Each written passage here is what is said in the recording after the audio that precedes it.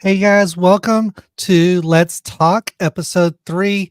This is the show where we talk about music and sports, and today we have a jam-packed show, especially on the sports side. NFL Combine is just wrapped up. We got some major retirement news. MLB spring training is underway, as well as March Madness. NBA finals are fast approaching, and the NHL is doing something fun for the second time this Saturday. So let's get right to it. And you know I have to get the number one YouTuber out there when it comes to sports history and news, representing the 904 from the 602. It's JaguarGator9. Hey man, how's it going? It is going well. It is going well. Thanks for having me on as always. How are you doing? I'm doing great. Crazy news coming out today. Of course, we knew Kelsey retired from the Eagles earlier this week, but now Nick Saban has stepped off the sideline at Alabama. 17 seasons with the Tide, never a losing season with them. And in fact, he only had one losing season in his entire NFL or his entire head coaching career, and that was with the Dolphins in the NFL. What do you think of him stepping away?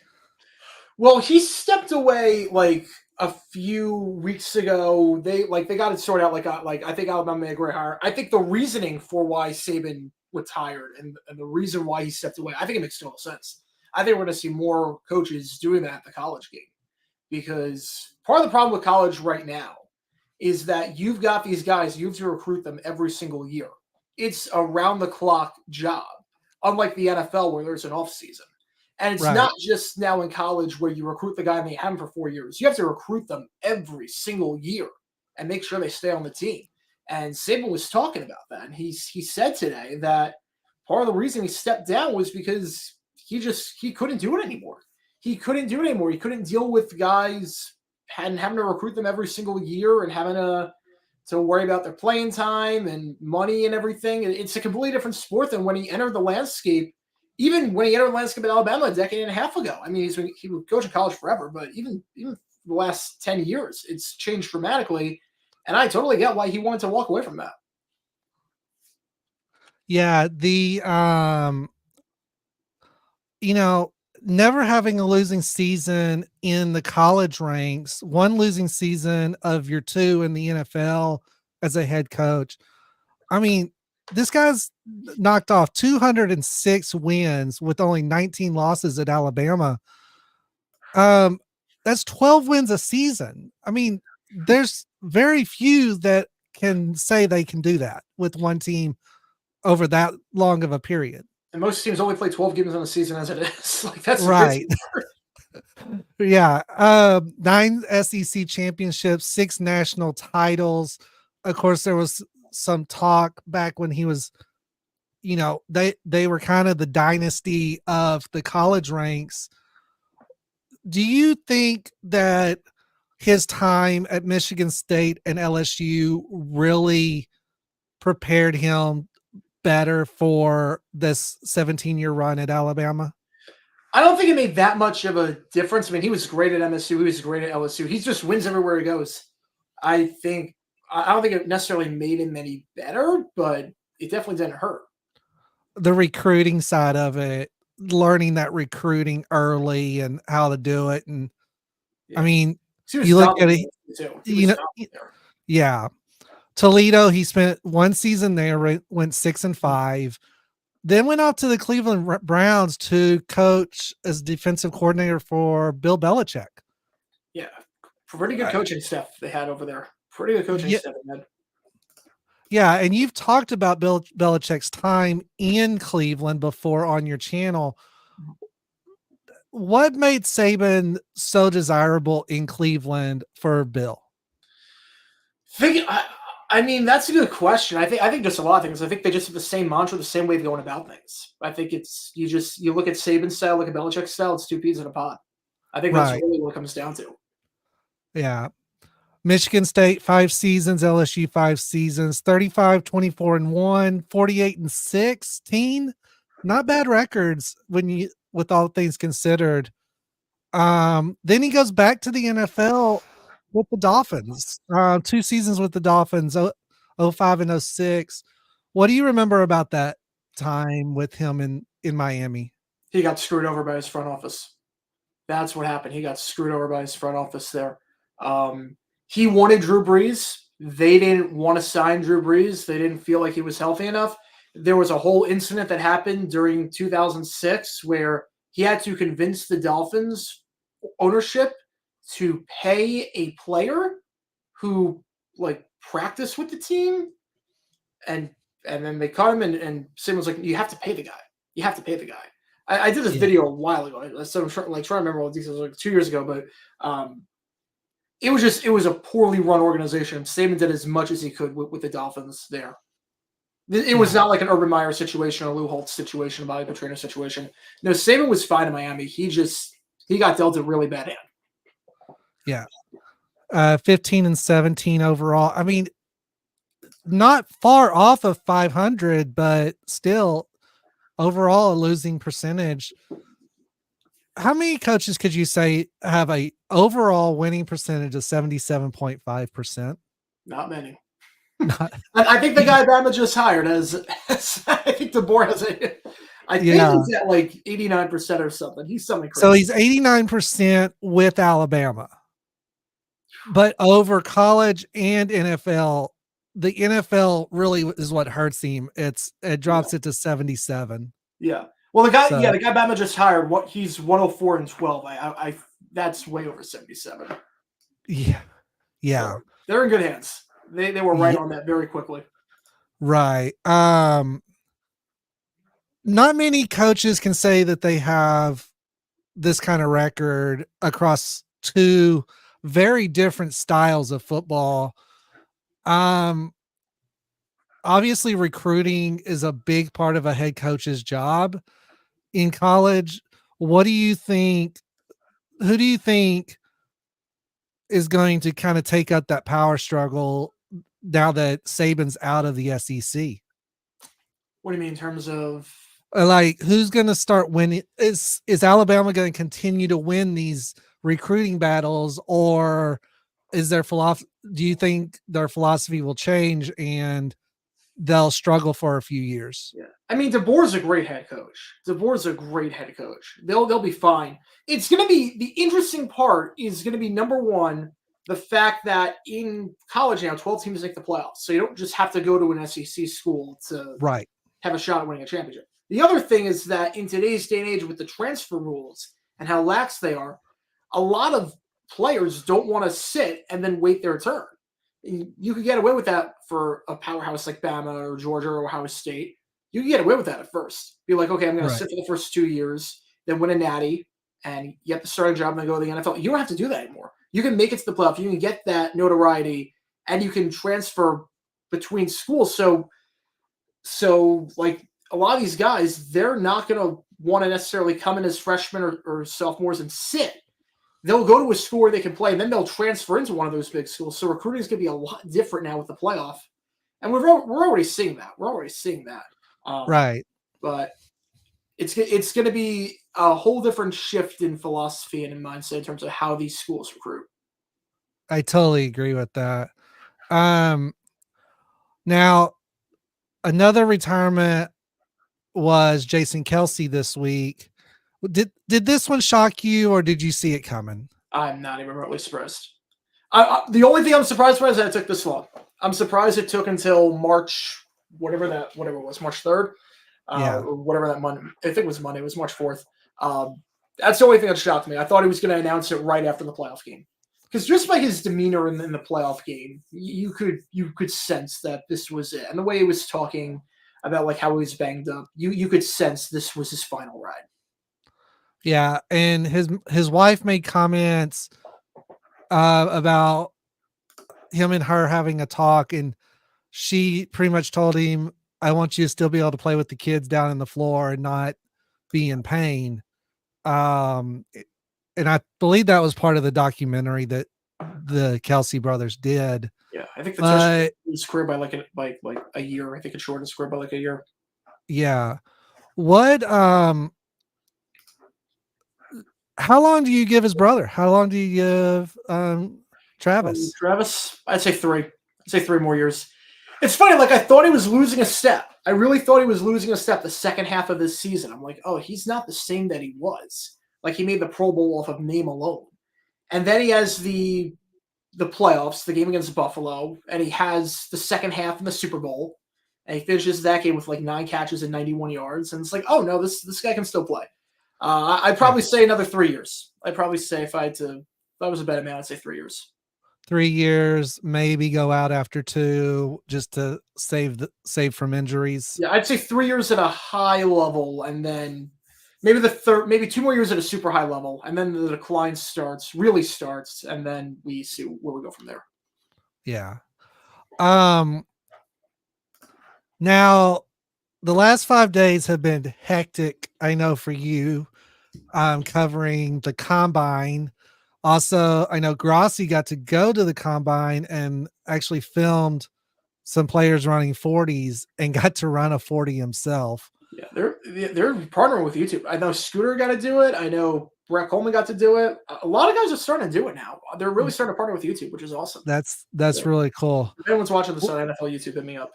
I'm totally down. Especially if they move to Phoenix. Especially if they move to Phoenix next year. Right. Now Monday night you were asked why they do the combine in Indy, and you stated centrally located and medical facilities are top notch. Is that the 2 primary reasons, or are there other reasons that have the Colts hosted every year? I think those are the 2 primary reasons. I mean, you could say the element of routine. You could say you know what you're getting, and like in some senses, it is a job interview, so you want to know like exactly where you're getting. You don't want to have to worry about any variables, and Indy's been doing this for a long time, so it's a smooth operation. Having said that, I think it's starting to change a bit because you're starting to let fans in, and that was never the case before. You're also having more guys skip the combine, and pass on drills, so it's not as important as it was before in some areas. So we're starting to see that shift. So I think those are the 2 main reasons.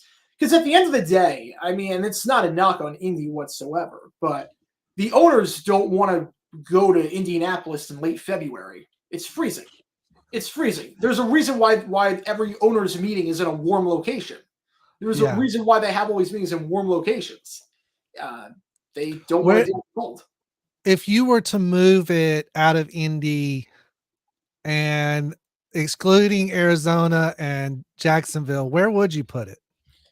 Ooh, if I want to move it Because out I of know you're going to say Arizona because you right, could I would say go. Phoenix. Yeah, I would definitely say Phoenix. It's got to be somewhere that has the medical facility, like right there. Dallas doesn't have that. Well, No, Arlington doesn't have that it's because got to have an indoor Arlington, stadium too, because you yeah, can't be doing the combine outdoors. Doing the right. combine outdoors, people would pass on drills left, right, and center. They're not going to do drills in the rain and the wind. That would be a Right. disaster. You have to do it in a controlled environment. So And somewhere like Arlington, you can't do it because that's just that's just a giant sports facility. There are no medical tent. There's a medical tent that they basically erect right, during games there. right. Um, I think Vegas is too many distractions because you would have to do it. I mean, you have to do it at Allegiant Stadium, but there's too many distractions around the strip. If I ever do it, I probably when they get their indoor stadium, probably Nashville would probably be the pick.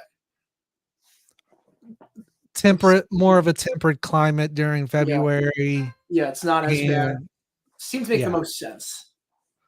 yeah, I that's As about as Arlington, far south as you're going to want to go and still be centrally located.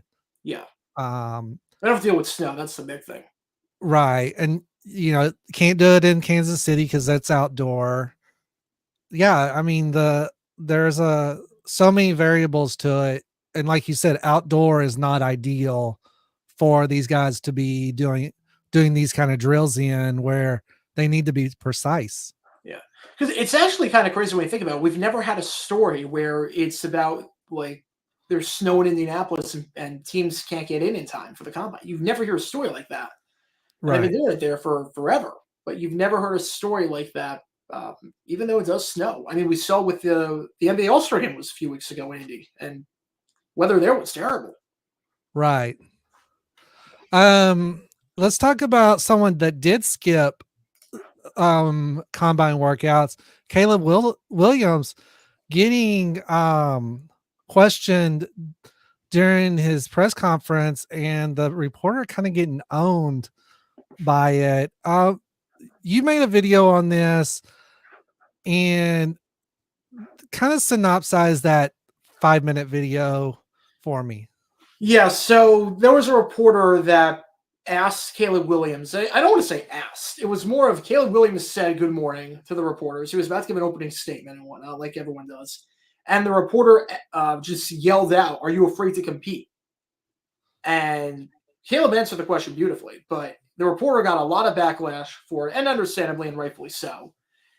The way he phrased it, the way he bombarded it, the explanation he gave, and then the fact that he deleted the tweet of his video afterwards, even because he didn't get the response that he wanted from Caleb or from other reporters. It was not the right way to ask a question. It was not an appropriate question. Now you can ask a question like that. I don't want to. I want to make it very clear. I have no problem with a reporter asking a question like that, but there's a right way and a wrong way to go about it. He went about it the complete wrong way. If you want to wait until Caleb Williams gives his opening statement, and then as he's taking questions, you say what went into your thought process behind not doing the drills at the combine. Like, was it, or when did you realize, when did you come to the decision that you weren't going to do it? Was it your decision? Did you come to like the advice of other people? Like, if you want to do that and like phrase it like that after Caleb actually talks, fine, go for it. That's a very valid question, and I'm sure a lot of reporters have that question, but that was the wrong way to go about it. Yeah. Another one that came off of the off of questions during press conferences. Texas Tech's Tyler Owens. Is this guy living under a rock or something? It's living under something. It's not No, our universe. no, don't get me wrong. I'm not a fan of the Red Raiders, but I am a fan of Big 12. Yeah. But I do have a niece and a second cousin that both graduated from Texas Tech. And they've had like 5 astronomers too. Like a lot of astronomers have gone to Texas Tech. He's literally in the state where NASA is. Like he's literally in like the state where Houston is. I mean, this isn't something he developed during college, is it? This is like stemming from well before college, right? I mean, I I feel like my degree gets devalued with each passing day, and I didn't even go to Texas Tech, but I feel like my college degree, like, oh, this was a great accomplishment for me. I feel like it's devalued with each passing day when I see the kind of people graduating college. It's like, Yeah, oh, mine I have too. the same degree as a guy that believes that outer space isn't real. Okay. Right. Yeah, my family's from Texas, which you know. Yeah. And I grew up in Waco, so Baylor fan through and through. And we've had our differences with Tech, but like I said, I've got two family members that graduated Tech, and I even asked them about it because one of them is a football fan. One of them's more into being the cheerleader type, but still, um, they both were dumbfounded by his comments, and it's like, if you believe that, don't say it on stage where people are filming you. Like, all you have to do, like, at the NFL Combine, like, don't do anything stupid. It's a job interview. Like, don't do anything stupid. Right. And that was one of the stupidest things I've heard. How bad do you think that hurt his his draft value? I think it did a bit. I think it definitely did a bit. Uh, I think part of the thing with as first off, you're just an idiot. The other thing is, if you're not going to believe in outer space, which you can see with your own eyes, Right. you're telling me, like, if I get you and I'm a coach and I show you something that's clear as day on film, are you going to question it? Like, it just shows a lack of rational thought and Yeah. a mindset of, oh, I'm going to question everything, even if it's right in front of me. So I Yeah. think it did hurt him a bit. So, are there, as far as the combine as a whole, did we learn anything we didn't already know about anyone other than those two based off of what we saw at the combine versus what we might have seen on film from their senior year? Now, there wasn't anything crazy this year. There wasn't anything insane. Like, we didn't get a Demontre Moore situation from 2013. We didn't get anything like that. Um, it We was got a new pretty. 40 record. Yeah, that was good with Worthy. Yeah, that was good.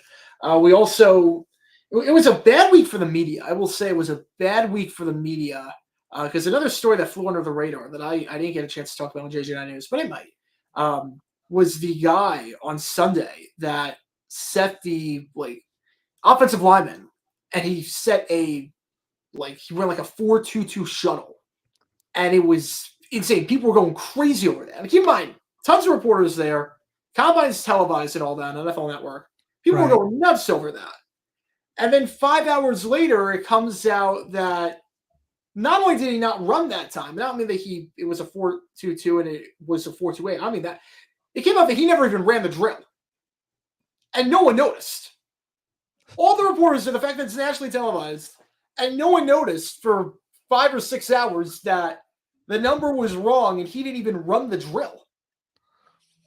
This was a rough week for the media in Yeah. many ways. Like, I was disappointed with some of the stuff that came out. Sounds like the media, yeah, like you said, had a rough week. Very rough week. Um, Maybe they do need to get it out of Indy and get it somewhere where the media has no distractions. Yeah. I don't think there's too many distractions Well, true. during February, at least. Yeah. Something else that started in February, MLB spring training started. And we're in full swing with spring training. Any surprises coming out of spring training that you've noticed so far? I don't know about surprises, but I'd say the two things that would worry me with spring training, not hitting the panic button. Again, wins loss doesn't mean anything in spring training, but the two Right. things that would worry me, number one, the Cardinals would worry me like crazy. Sonny Gray injured, and on top of that, no home runs so far. We are on March 6th. Spring training started like a week and a half ago. No home runs. Yeah. Lack of power. The other thing, the Mariners pitching staff worries me like crazy. That bullpen scares me. Every game they're allowing like 8 runs. It's bad. It's very bad. Now, granted, some of these guys are make the roster, but at the same time, there's no depth. There is no depth whatsoever with the Mariners pitching staff. Break down, and you've watched spring training for years, I know. Break down your thoughts on how most teams run their spring training. Do you start seeing at the beginning, do you see more of the ones that probably aren't going to make the roster? And as we go on, you start seeing more of the stars and the ones that we know are going to make the roster? Yeah, I'd say it depends on the team. But the roster gets it gets cut down. They invite a bunch of guys at the start, and then they whittle it down, and they'll remove guys from camp and they'll send them to the minor leagues and all that. So, like D-backs were at 80, and now I think they're at 65 or something like that. There's also split squad games, so they play 2 games on the same day at the same time, but it's 2 different teams. So Yeah. it's an interesting situation. A lot of teams do it differently. It's mainly just you got to get the guys loosened up and warmed up again to a rhythm. Now, obviously, both the D-backs and the Rangers are in Arizona right now. Are you looking forward to some of the games that they're going to be playing against each other to see how, if the World Series matchup is going to, the rematches of the World Series are going to be as good as the World Series was? Yeah, I mean, the World Series is not that good. The World Series was not that good. Well, for me, it was. Yeah, for you, it was. Game 1 was great. I will say game 1 was great. The rest of the game's not so much, but game 1 was great. I know D-backs, but like game 1 was one of the best games I've ever seen in my life. Right. Games 2 through 5 were terrible. But it's funny. Spring training tickets. I have not gone to a single spring training game. It's actually more expensive than it is to go to a D-backs regular season game. Well, you had to drive all the way to Scottsdale to see a D-backs home spring training game, right? Yeah, well, that's not far. It's funny. Like, I don't know why teams do spring training in Florida. Like, when you come out to Arizona, you come out to Florida. I don't know why teams ever do spring training in Florida. It rains in Florida versus Arizona. Arizona, all the stadiums are super close to each other. Like, I pass by the Angels Stadium just about every single day when I drive. Every single day when I drive, I pass by the Angels Stadium. I passed by like half the stadiums in the Cactus League just randomly on my drive. It's like everything's super contained. Florida, it's all over the state. I don't know why. Right. And the weather variable. I don't know why every team is not out in Arizona. Yeah, I never understood Florida being the home of that, being that home for the Citrus League, but yeah, the Cactus League makes a lot of sense. Of course, now don't a bunch of those stadiums kind of sit empty during the regular season, or are they being used by minor league teams? A bit of both minor league teams. They have Arizona Fall League during like November to January, so they're used during that. Okay. Yeah. NBA. What surprised you as we're getting ready to wrap up the season and head into the playoffs? Cavs comeback last night was crazy. Cavs comeback last night was nuts. Didn't see that one coming, especially after they lost on Sunday, even though the Knicks didn't have Brunson. Yeah. I mean, this is the most wide open season I can remember. This is insanely wide open. I think the East is pretty one-sided. I'd be shocked if it's not the Celtics, but in terms of who's going to win the finals, like, I can't tell you out of the West. Like, Timberwolves Thunder are running 1-2. I don't think they're not the favorites. Usually the 1 or 2 seed are the favorites. I don't think they're going to be the favorites. The Warriors are starting to heat up. The Suns, I mean, if they're healthy, I mean, I know they're terrible in the fourth quarter, but the Suns, you just never know. The Nuggets are always in it. I mean, there's a bunch of teams. The West is going to be a bloodbath this year. Yeah, I agree with that. I mean, you've got the Thunder, you've got the Lakers still mathematically in it. Yeah, you can't count them out. And yeah, this is going to be a very tight race for the West. But I agree, the Celtics are kind of running away with the East. Mm-hmm. NHL also pushing towards their playoffs we got something unique coming up Saturday. This will be the second time it's done for the NHL, third time overall, I believe. Big City Greens Classic 2. Of course, the NFL tried this with Toy Story, and we know how bad of a disaster that was. For Hopefully, week 4, the Jags and Falcons played in Andy's bedroom for that one. I'm so like I love the clickbait guys. I'm so glad for that week I was not part of clickbait because my guess is that if I was, my punishment would have been I had to watch that game live. That would have been my guess. Ouch. That would have been brutal. Yeah. I was watching that replay. As we know, sports leagues are really trying to get kids involved in watching their product. NHL and NFL are really on the leading edge of this. Now, knowing that Nickelodeon's broadcast of the Super Bowl ranks number 1 with you right now, It was and awesome. their playoff game ranks number 2, and I don't know if Dude Perfect or Toy Story is dead last. Where would you put last year's Big City Greens Classic, and what are you expecting this Saturday? I mean, I think the Big City Greens Classic, the last time I watched, I didn't watch a lot of it, but from what I watched, it was pretty good. From what I watched, the live tracking was really impressive. It wasn't like Toy Story where the animation was clunky. The animation was actually pretty solid. I would assume hockey's a bit easier because it's a lot easier to follow the puck in that. But Also indoors. Yeah, that also helps. I thought Big City Greens, from what I remember, they called it like a regular game. Like I thought Big City Greens was a pretty solid broadcast last year. Like I think the novelty wears off after a bit, but if it gets kids interested, it gets them interested. It wasn't anything offensively bad like Dude Perfect or Toy Story was, or the Marvel NBA broadcast was. So, would you put it behind the Nickelodeon broadcast? Yeah, I would say Nickelodeon's in a tier of its own. Nickelodeon's in a tier of its own. But if I had to rank the other 4, Big City Greens of the other 4 would be number 1. Yeah.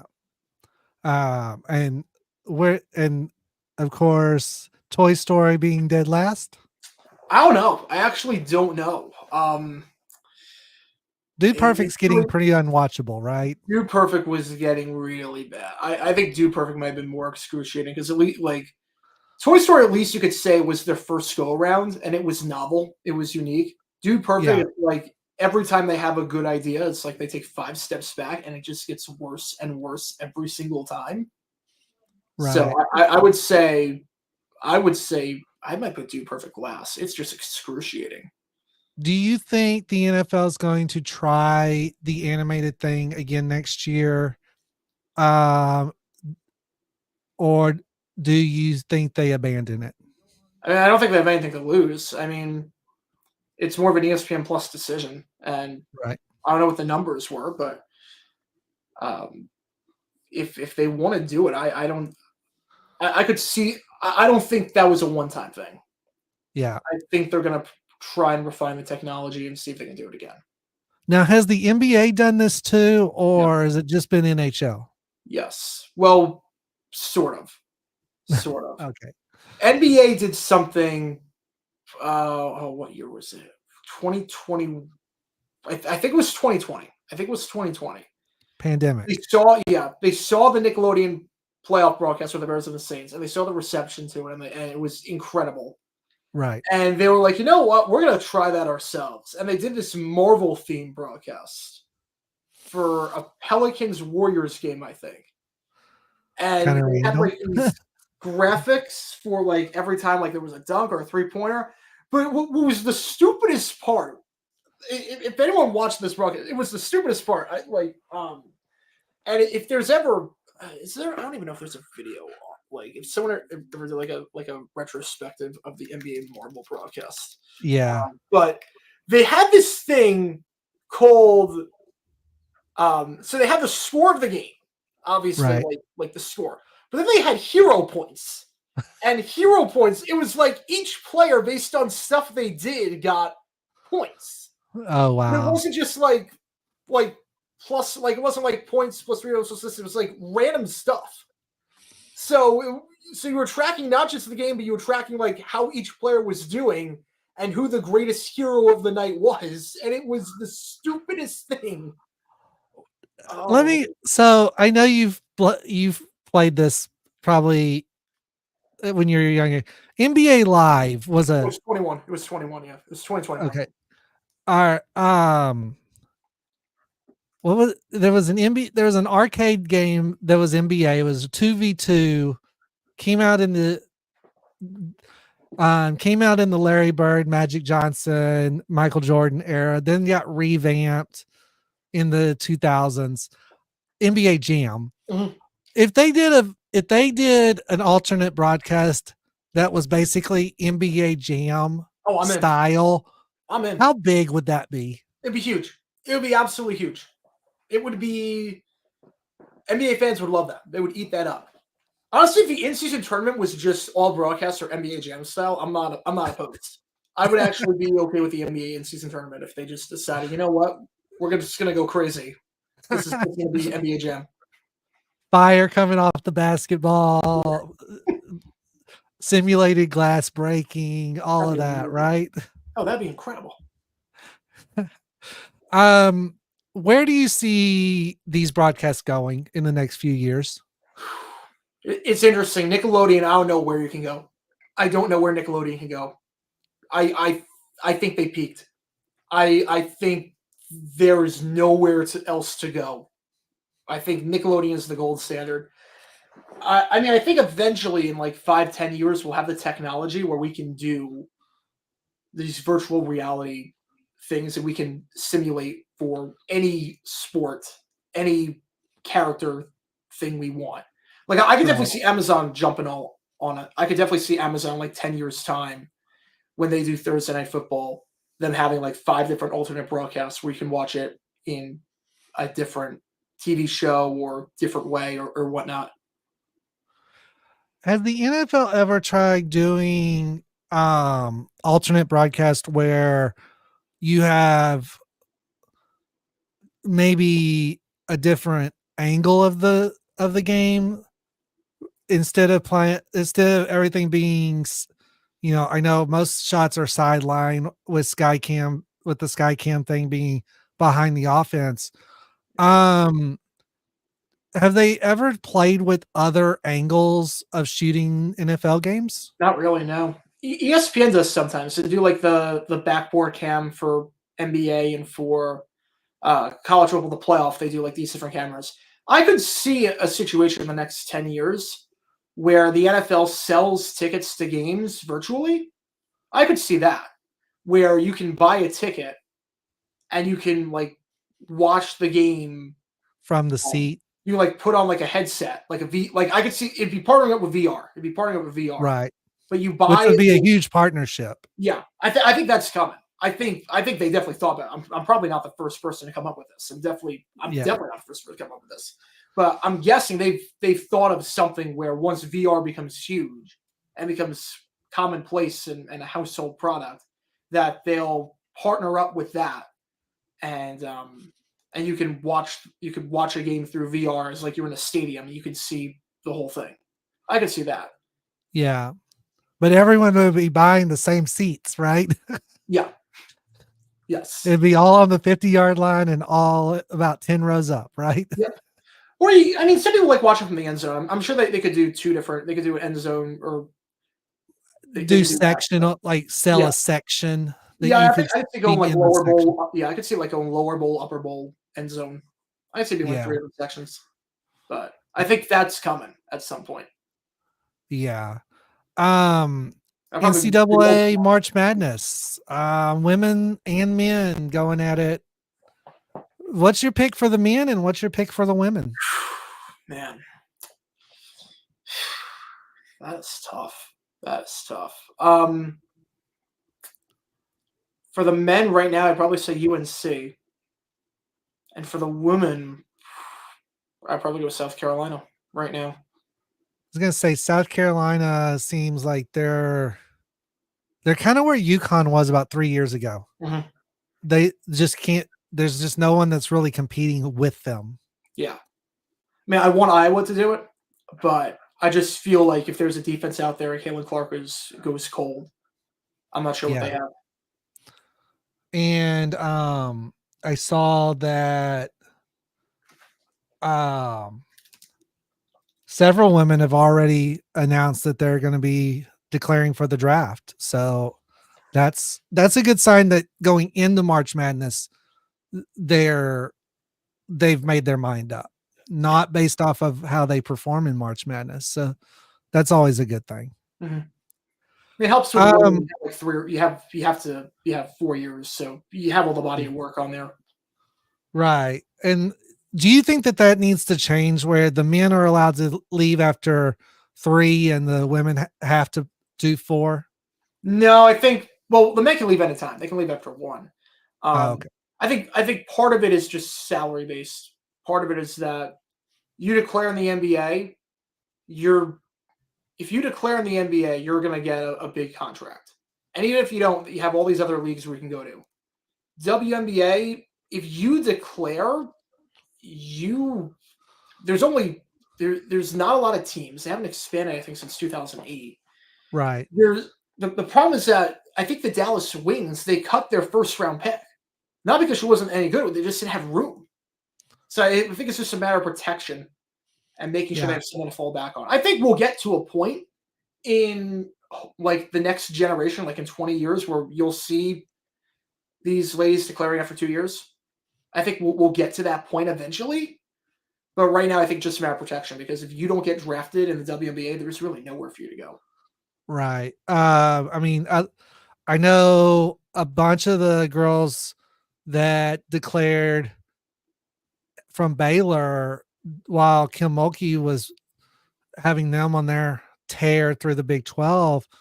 Almost all of them ended up in Europe after one season of WNBA because, and I've been to many Baylor women's basketball games, gotten to talk to some of the people, the girls that have come out of that program that have come back for jersey retirements and stuff like that.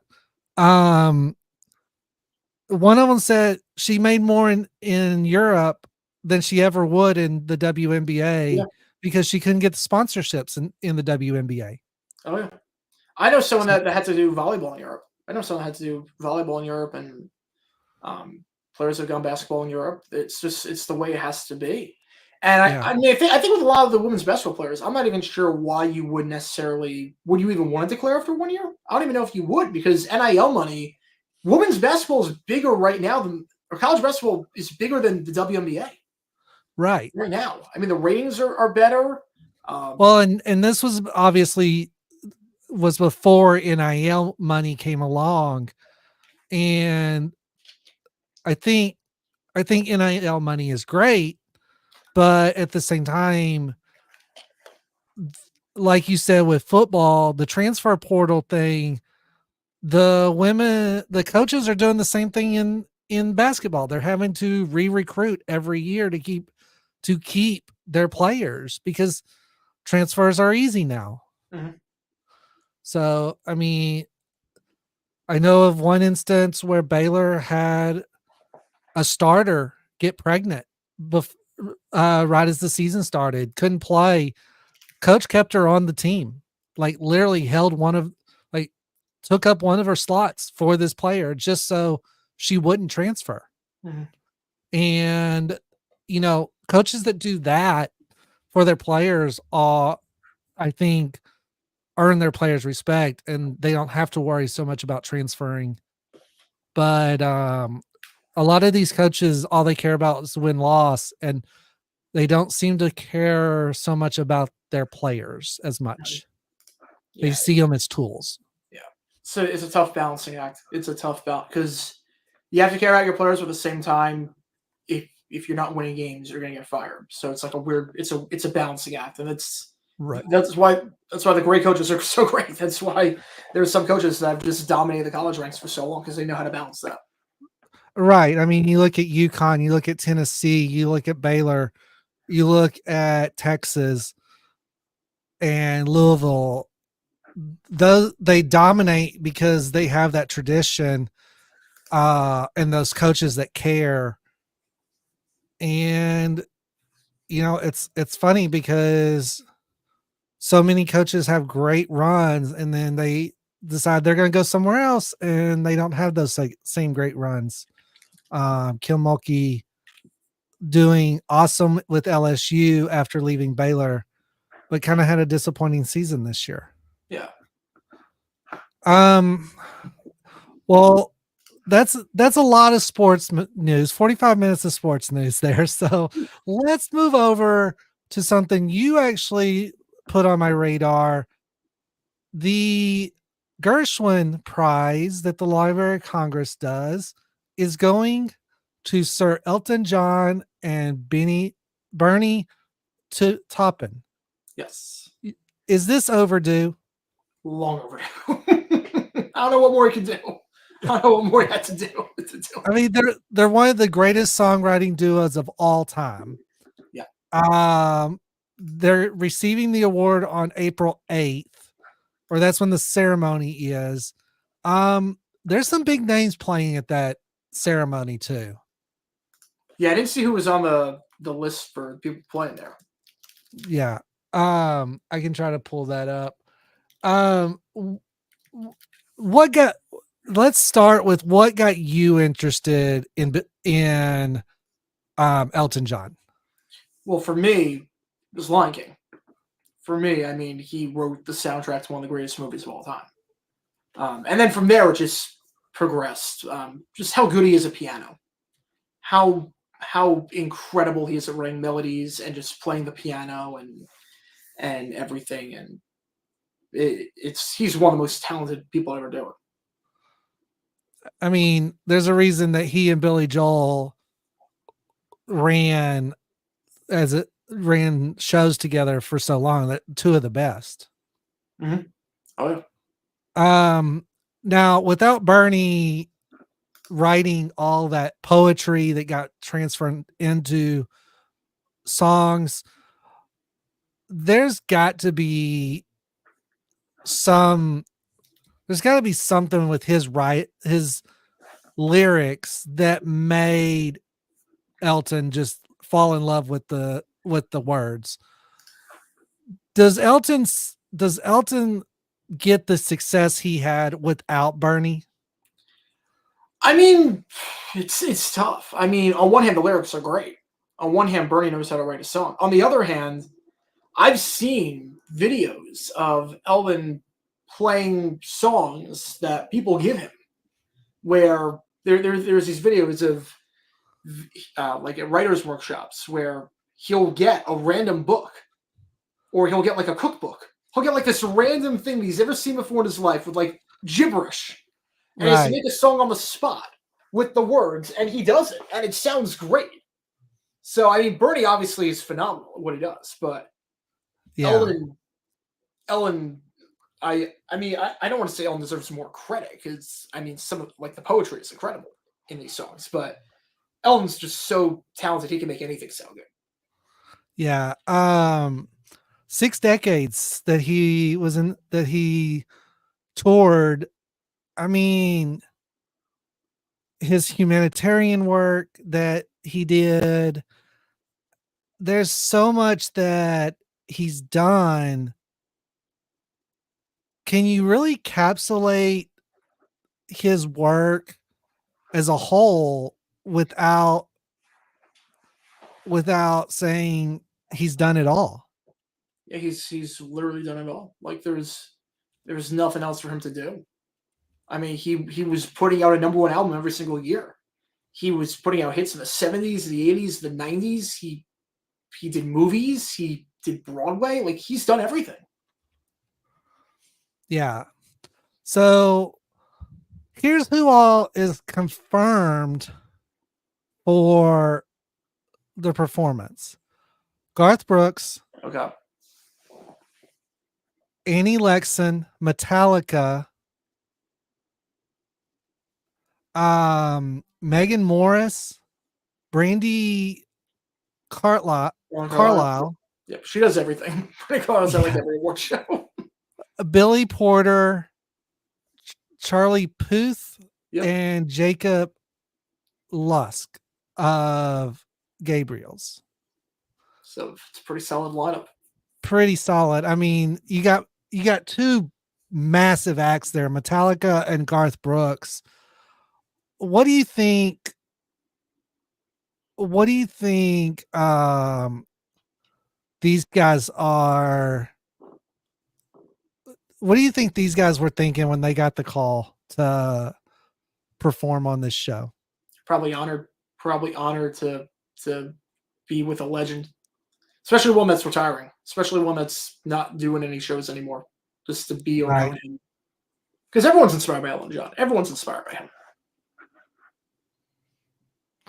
Yeah. These. What was your?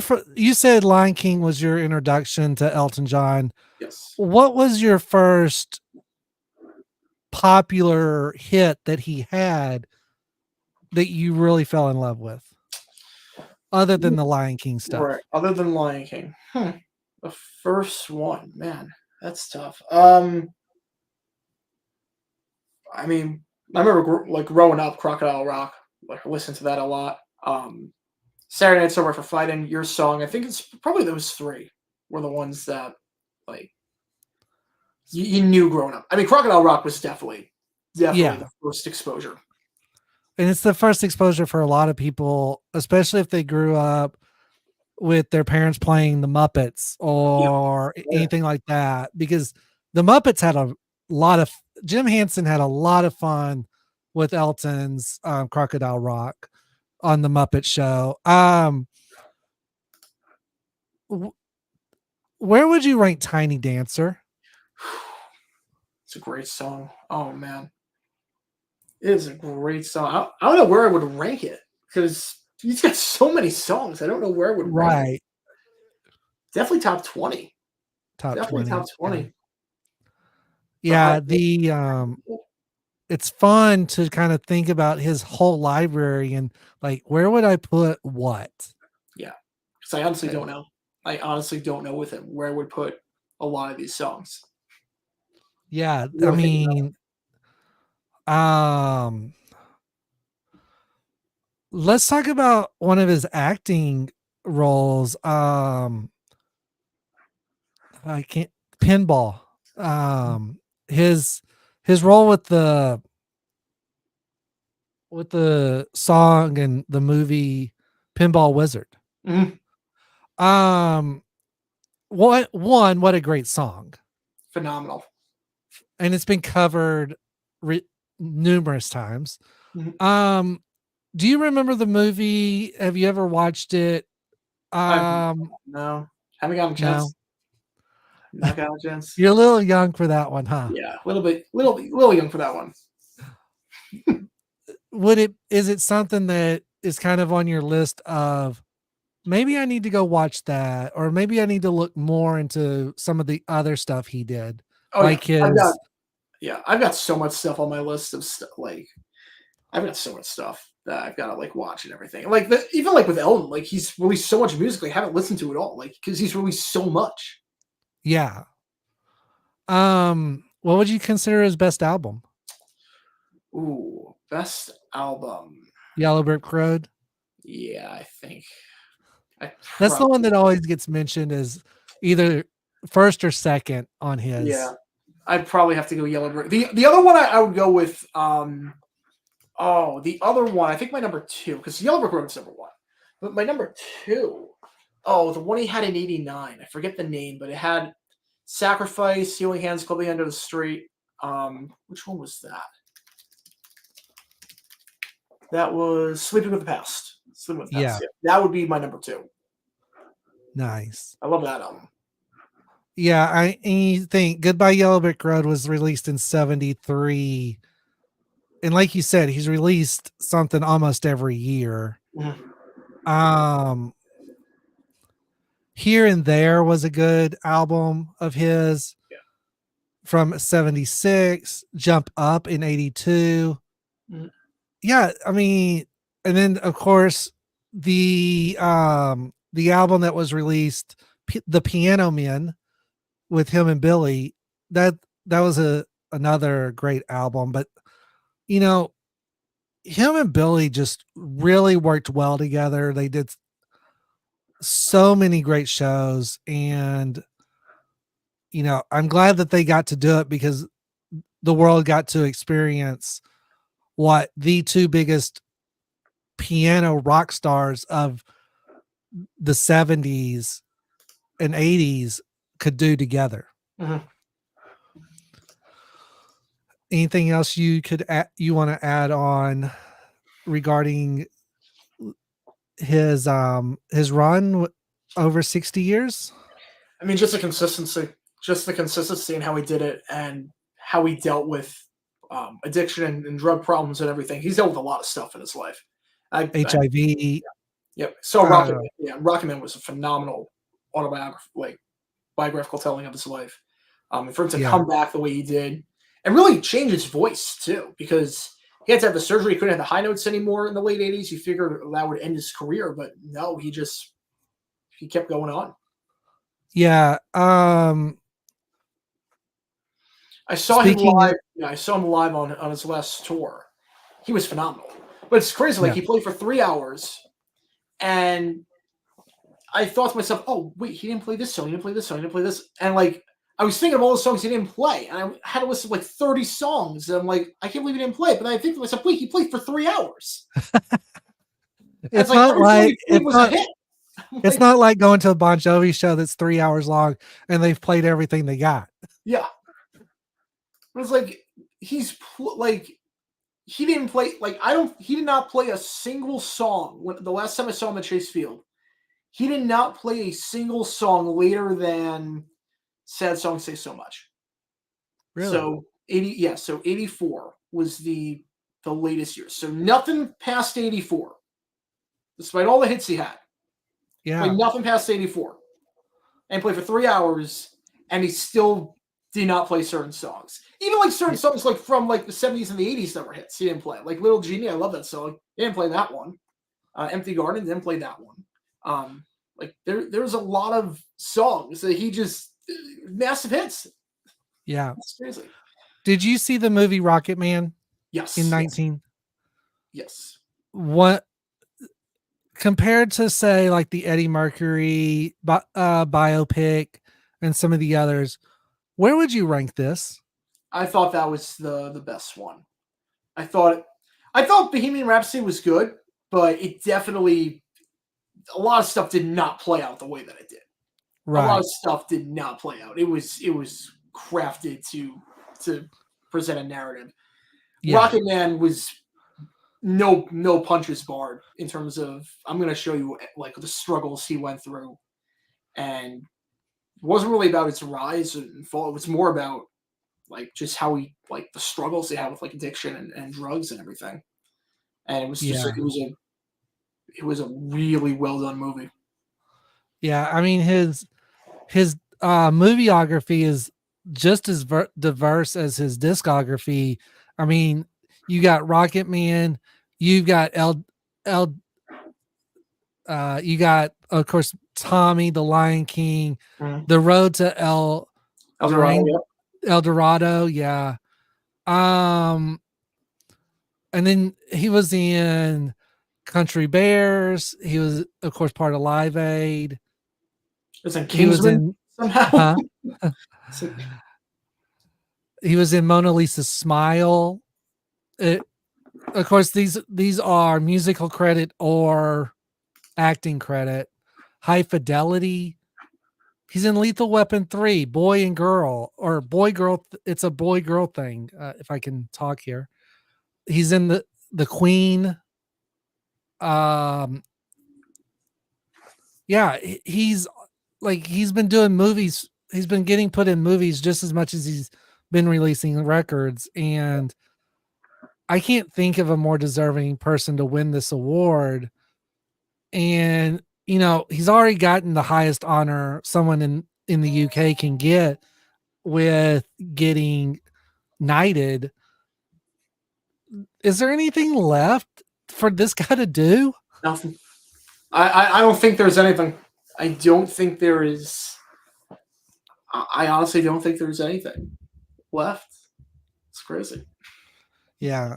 It's accomplished everything. Accomplished everything. Speaking of accomplishments, of course we're in March, which is Women's History Month. SiriusXM is doing their top 50 greatest women voices of rock music. And I've given you an hour to think about this since I told you about this, but let's start with your top 5. Let's make it easy. Let's just do your top 5. I have a feeling I know who's number 1, but I want to see if I'm right or not. I think my number 1 is probably Ann Wilson. Yeah, that's who I thought you were going to. Yeah, I'll probably go. I gotta go Ann Wilson. And yeah, quintessential. One, it probably the best of her era. Yeah, and it's 70s, 80s, 90s, really refined her sound, like phenomenal, powerful voice. Powerful voice. I don't know how she sings some of the songs that she does. Yeah, like Barracuda, I don't know how anyone can pull that song off. That song is impossible to sing. Right. Sorry. We're good. Yeah, her voice, and it's so diverse too, because she can do Barracuda effortlessly and then transition right into other classics of hers. Of course, her and her sister were Heart. Who would you put number 2? Probably go Stevie Nicks. Okay. Probably go Stevie. Yeah, the Stevie Nicks. Yeah. I could see that. Yeah. Super distinct voice, great songwriter, great. I mean, Rumors is one of the best albums of all time. And phenomenal live singer. Phenomenal live. Yeah. Number 3? Tina. Probably gonna go with Tina. Massive voice. Yeah. All right, number 4. Oof. Number 4. What's the cutoff date? They say cassette. Okay. So they run from about 78 to 89, 90. All right. Because I was gonna say Alanis Morissette, but that's so that is late. Yeah, little past cutoff date, mid 90s. Probably go Joan Jett then. Okay. Phenomenal. I saw her open up for Bryan Adams. She was incredible. And your number 5? Man, that is tough. Debbie Harry was revolutionary. So I'd probably go Debbie Harry.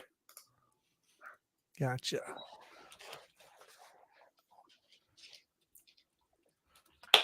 So for anyone interested, I'm trying to get the link, but SiriusXM has a poll or has a vote where you can vote for your top artist for this countdown that they're going to be doing.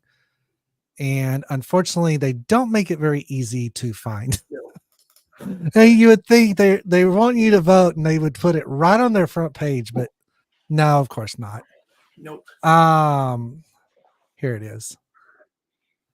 So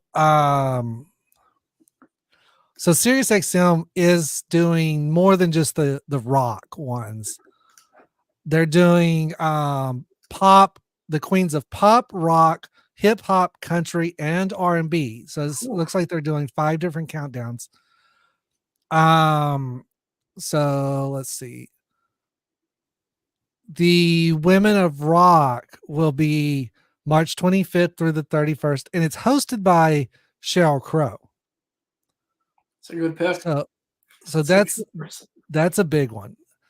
I'm trying to find the link to the I'm trying to find the link to the voting. Vote now. Yeah, here we go. So this is this is the list, and it's a big list. So top 10 women voices in classic rock: Sheryl Crow, Alison Krauss, which I didn't know she was classic rock. So yeah, they're cutting off mid 90s here. Okay. Allison Morissette is on here. All right. Joni Mitchell, It's a great Mary one. Clayton, Stevie Nicks, Ronnie Spector. That's a big one. Ronnie Spector's a big one. Huge. Lita Ford. I gotta say, Lita Boy. Ford's like in my top 5. Yeah, I mean, "Kiss Me Dead" was one of the best songs. One of the Yeah. best rock songs of all time. Pat Benatar's on here. Tina Turner. Oh, I forgot. Oh, I might put Benatar in my top 5. I might put Benatar in my top 5. Yeah. Debbie Harry, Janis Joplin, Patti Smith, Ellen Foley, Kate Pearson, Grace Slick, Gwen Stefani is in here. I mean, I know she's she's more rock.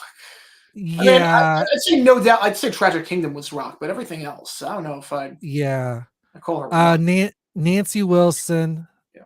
Then again, Janet Jackson's on the Rock and Roll Hall of Fame, so if we're counting Janet, she's number 1 for me. But I don't really. Outside of Black Cat, I don't really consider her rock. Speaking of the Rock and Roll Hall of Fame, did you see who is leading the fan vote right now for the Rock and Roll Hall of Fame? I'm not. Ozzy. Oh, Ozzy's not in? He's in with Black Sabbath. Oh, okay. Okay. But he's not in on his solo. Okay. And this is his first year of this is he's like, I think he's the one this year that I'm saying first ballad, no doubt on it. Yeah. I mean, Ozzy is rock. Yeah. I mean, you got to think, if they're considering his Black Sabbath stuff good enough to get him in, his solo stuff is just as good. Yeah. Oh. And speaking of him, okay, so I found this out recently. Lita Ford was managed by Sharon Osbourne. Mm-hmm. And her and Ozzy actually have a duet together. Yeah, it was a hit in '89. Close My Eyes Forever. Right. Good song, yeah. I found out the backstory of that is they got drunk playing pool and wrote that song and then recorded it. I did not know that one. She actually had gone over to speak with Sharon. Sharon introduced her to Ozzy, and Sharon kind of just left the room and said, "Y'all play pool and have some fun." And of course, this is during the time where Sharon and Ozzy's relationship was really on the rocks too. So, a channel I watch, I believe you watch it too, Professor of Rock. Oh yeah, great channel. He did a story on that song, so you should look it up. Check that video out. Where would you rank? I'm gonna throw some names out here. You just tell me where you would rank them in your top 5, top 10, or top 10, top 20, or top 50. Mm-hmm. Let's say Melissa Etheridge. Top 20. Carole King. It's a songwriter. Oh, sorry, top 10. Courtney Love. Top 50. Benatar. Top 10. Joplin. You said 5. You said top 5, right? No, Joplin, I think, would probably be. I mean, for her voice, I'd say top 10. Yeah. Okay. Sheryl Crow. They weren't going to call her rock, but I mean, I love her stuff. Yeah. I love her stuff. I'm like, I wouldn't really call her rock, but like she's incredible. So I don't know where I would rank her, but she's Yeah. awesome. Morissette, you said top 5. Yes, top 5. Let's see. Um, let's say, okay, you said Ann Wilson's number 1. Where do you rank Nancy at?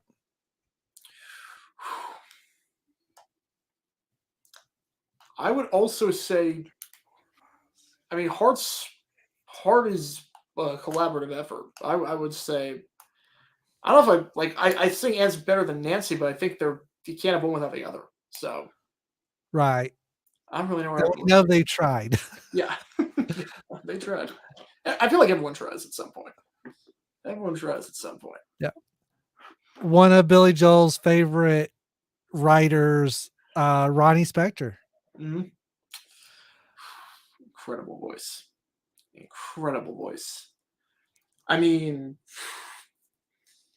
probably top 10.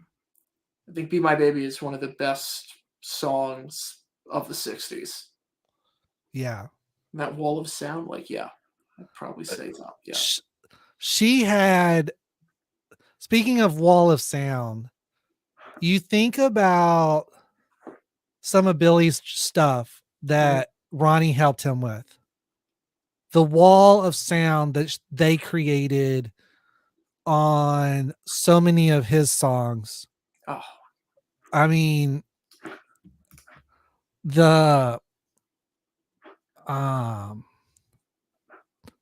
can't think of the song right now. The Downeaster Alexa. Mm-hmm.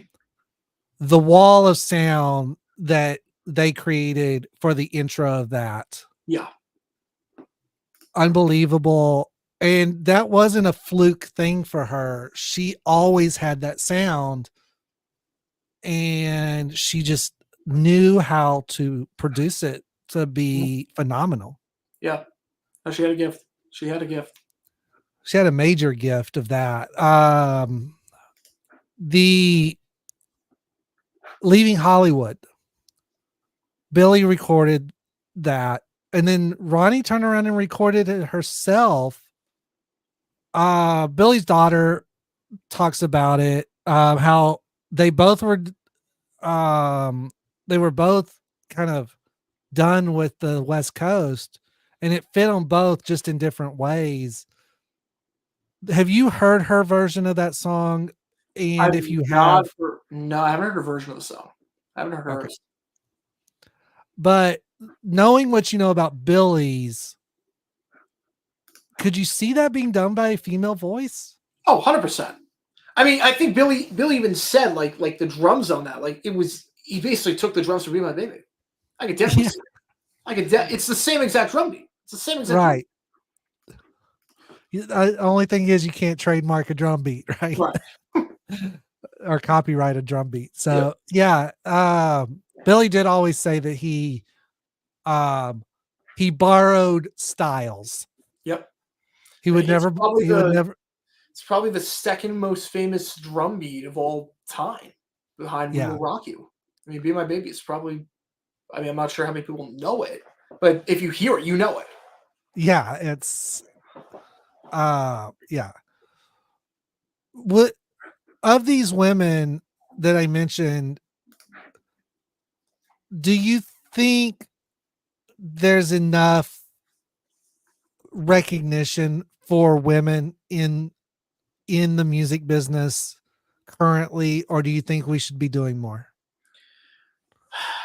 I'm not like in the industry itself, so I don't know like the ins and outs. I think it fluctuates by year. That's the weird thing. Like it seems to fluctuate on a yearly basis. Like there's sometimes where it feels like it's male dominant, and there's sometimes where it feels like women are taking over. Like I remember a few years ago, this whole controversy because there was no one like nominated for a Grammy that was like a woman, and like the guy that had the Grammy was like write better songs. Like it's not our fault. Like that caused a giant uproar, and now it's like there's so many people, but it seems to fluctuate on a yearly basis. Now, in terms of like the industry itself, and in terms of the people in charge, it does seem like a lot of the top executives are men. and the guys calling the shots are men. But in Right. terms of the artists themselves, I feel like they get, um, I feel like they do get recognition. I feel like they are at the same time asked to do way more than men in terms of like what we expect out of concerts. Like men are not expected to do choreography at concerts. Women, it's just Men can just yeah. Men you can do look it at George Strait, men can just someone like George Strait can just stand there at a microphone and sing. Yep. But then you look at Taylor Swift and she's got to be doing choreographed Yep. dancing and all of that. Yep. Women, unless you have a powerhouse voice like Adele or whatnot, you have Yeah. to be doing choreography. Men do not have that same standard. And we saw like the Justin Timberlake, Janet Jackson, the double standard. Yeah. Like we saw like, so I definitely think we do have room to go, but at certain things, and at certain things, I mean, women are crushing it. But it depends. It's such a broad topic that Right. there's really no like set answer. Yeah. I mean, you look at people like Janis Joplin and the Wilsons, two very different paths that were taken, but both had that massive sound, and it really shows that there are struggles in the music industry for the people doing it the right way and the people going down the self-destruction way, and we see that way too often, and especially in the 70s we saw it.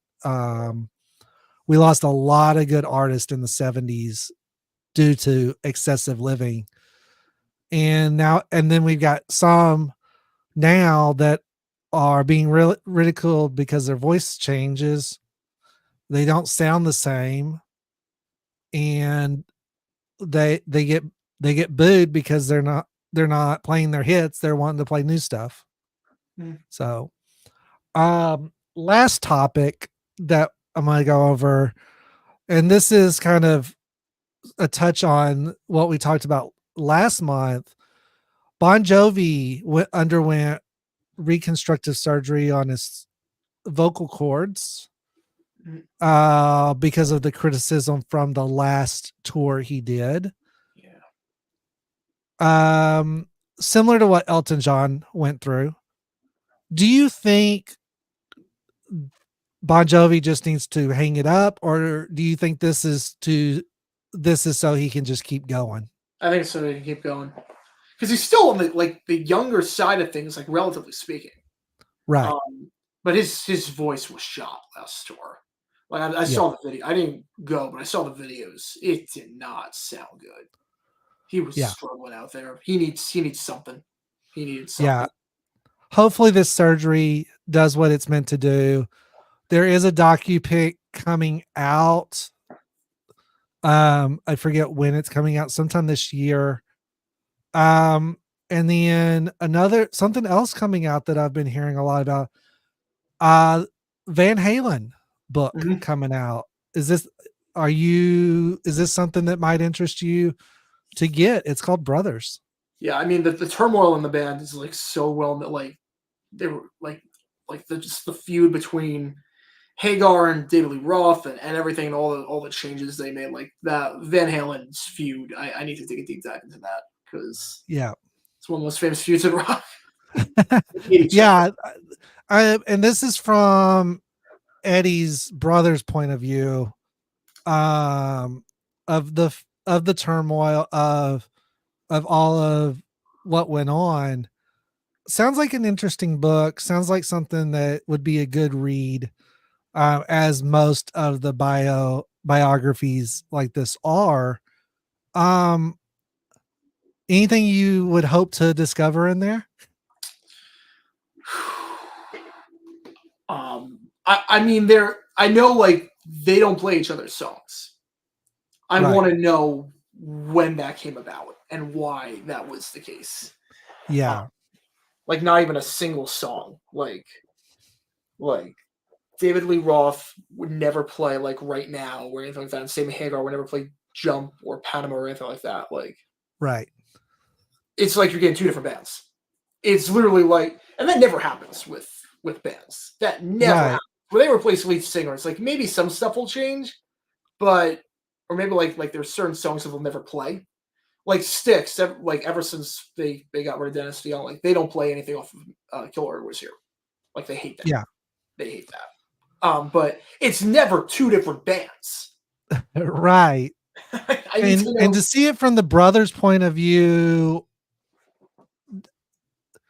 kind of with those decisions of the band as a whole, I think it's going to enlighten a lot of people on why that is. I think you're going to see a lot of discussion. I think it's going to be a lot of the two brothers discussing what was going on at the time and why Eddie had the problems he had with the others. Yeah, that sounds like, I mean, anything to talk more about the drama. Like I would love to see that. Yeah, definitely some interesting books coming out on our favorite rock artist, on our favorite, I mean, artists of all genres are releasing books now. So the tell-all thing is kind of coming back. Yep. I mean, the era of podcasting makes sense. And like all these biographical movies coming out, like the Beatles, they're doing like 4 movies. Michael Jackson. One from each point of view. Yep. That's going to be interesting. I'll be interested to see how that works out. So like I'm not surprised that we're seeing like more tell-all stuff. Yeah. Especially as some of these artists are passing away and the rights to their stuff are getting into the hands of people that may need or just want money. So, well, as always, this was fun. Hour and a half talking about sports and music. Next month we'll do it again, and let's see what do we got next month going on. UFL baseball starting properly. Finals. Yep. Draft coming up, March Madness. It's gonna be a busy month. Yeah, the draft is. You'll be at the draft, correct? I will be at the draft. Yes. Yeah. So we may have to juggle some things, but look for us. That's not till late April. So true. We'll be right. Yeah, we'll be right. So we'll recap the draft in May. Yeah. And of course we got UFL coming up at the end of March. We'll have one game under our belt, 1 or 2 games under our belts. Yeah. And then MLB March Madness will be over. NBA and NHL finals will start. We got a lot going on in April. In April, and then even more in May, as all the off seasons are in full swing. It's gonna be fun. It's gonna be a fun time. Is May when you kind of can breathe and say, okay, I got a few. I just got to worry about MLB. I'd say that's right around July. I'd say July. I can do that. July. Yeah, July is the dead month. That's vacation time, right? Yeah. July is, I gotta figure something out. I'll need it. Lots of Patreon videos during July, right? Lots of Patreon videos during July. Speaking of your channels, obviously you have your main channel at official JaguarGator9. Your other channels, JaguarGator8 and 7, those are coming back. Those are coming back, yeah. We got stuff planned. JG9 News, of course. You're doing something almost daily on that. Pretty much, yeah. Play Mac and down there and do tons of news-related content. Yeah, and then you've got stuff coming out for the Olympics late summer. How are you? Is that just going to be a live stream channel, or is that going to be more edited videos? It's going to be edited videos for a bit. So it's going to start off as edited videos from like May through July. And then once the Olympics happen, we're going to be doing live streams every day for the Olympics. And then after that, I'm not sure what it's going to be. I mean, it'll probably be like JG8 and JG7, where just Olympic history videos, but that'll be the place where I stream the Olympics, Summer Olympics and Winter Olympics. And are you planning on doing like the major events that, or the not so major events that don't get a lot of public? Yeah, it won't be the coverage. NBC feed. It won't be me watching the NBC feed. It'll be me watching all these different streams at once. I might do swimming trials too. I might do the swimming trials in June or the track trials in June. We'll see. We'll see how we do it. But still trying to figure out the finer details of it. But I'm excited. I'm excited to stream the Olympics. So yeah, and then of course on Monday nights you do GeoGuessr during the off season. Yep. Football, that's been a lot of fun. I gotta ask, what did you think of the map you played Monday night? It was clever. That was a clever map. Fool me. You got me good. You got me good on some of those. Yeah. Like I said, like I told you, it's designed to be a 10 click or less. Yeah. And I'm just glad you went the right way in Palestine. Yeah. Because if you would have gone right, you would have never known it. Yeah. The clue was the tennis courts. Yeah. The first one was Paris, by the way. Oh, yeah. The Eiffel Tower should have been the giveaway. Yeah, I didn't see the. Yeah, I think I might have went the wrong way. There is a Jacksonville, Texas. You did show and me the that. crazy thing is, I sent you the picture.